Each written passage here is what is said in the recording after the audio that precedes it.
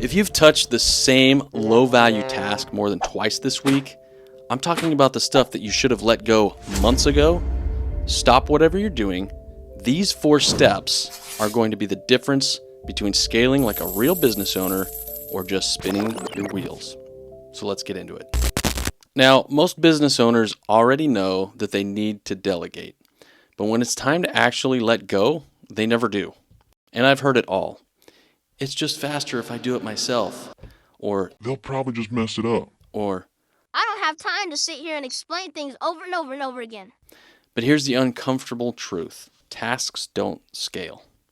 Systems do. So today I'm walking you through the exact handoff process I use to go from me doing it to my team owning it using SOPs as the bridge. Now this isn't theory and it's not like a mindset pep talk, and if you want that, great, but you might as well just go back to your feed and just doom scroll, because today I plan on getting tactical. Let's start here.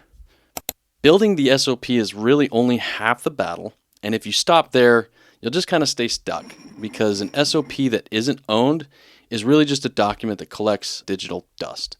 Nobody reads it, nobody follows it, and worst of all, you are still the one having to keep the process alive. So the goal isn't just document the steps. It's to make someone actually own the outcome. And that looks like this.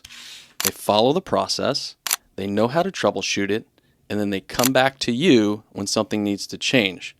Not for permission, but to actually improve the system. We're not just handing off a task. We're handing off the results, the outcome. So here's how you do it. You start with just one task, something you've done more than once this week.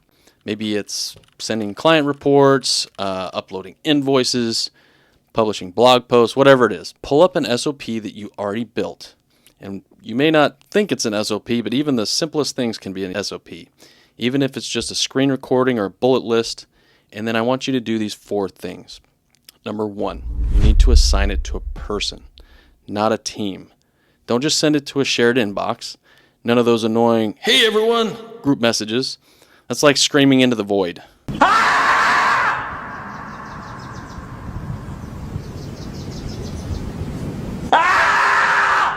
Ownership of the process has to live with one name. So put their name next to the task in your SOP tracker or task system or whatever it is that you use. Just put their name next to it, and that gives ownership to that individual. Number 2, I want you to walk them through the SOP live. Do it live! I'll write it and we'll do it live! Don't just plop a document into a file or send it to Sally and expect magic. Pull up a chair next to them or hop on a Zoom call and explain it step by painful step with the why behind it. Why it matters, why the order matters, why this is how we do it. Why? The context is so incredibly powerful, but more important, it creates real buy-in. Okay, number 3, set expectations clearly. Make the outcome visible. Make the timing non-negotiable. And then, number 4, create a feedback loop. Tell them if anything's unclear, flag it, then after their first pass, schedule a quick review with them. This isn't just about checking their work, it's about improving the SOP, but also having better, more predictable outcomes. Because now they're not just executing, they're actually helping to evolve the system and the process. Now, if you're thinking, this sounds great, but I don't have the tech for this kind of thing, you don't need fancy tools, I promise you. Here are 3 simple ways to manage SOP ownership. So the first one is you can actually have a Google Sheet. That's pretty easy and it's free. You just build an SOP tracker with 3 columns. Column 1 says task, column 2 says owner, and column 3 says status. And then 2, use ClickUp or Asana. You can turn each SOP into a recurring task with a checklist. And then option number 3 is Notion. Just embed the SOP and sign it with a due date and a comment thread. It's that easy.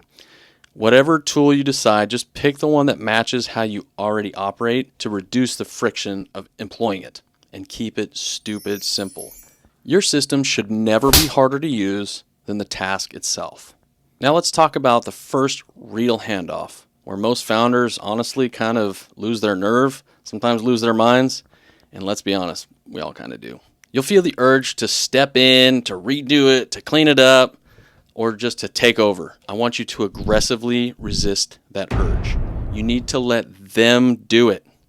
Review it together. Refine the SOP and then just step back. This is how you start building repeatable execution without you in the middle. And it's a big deal because this is the shift that actually scales. Once you've handed off even just one task using this method, here's what starts to change. Your interruptions drop. Your decision fatigue that you build up over time, right? You go home at the end of the day, you're fatigued, it will shrink. Your team will start to evolve by solving problems without you. Here's where the freedom manifests itself.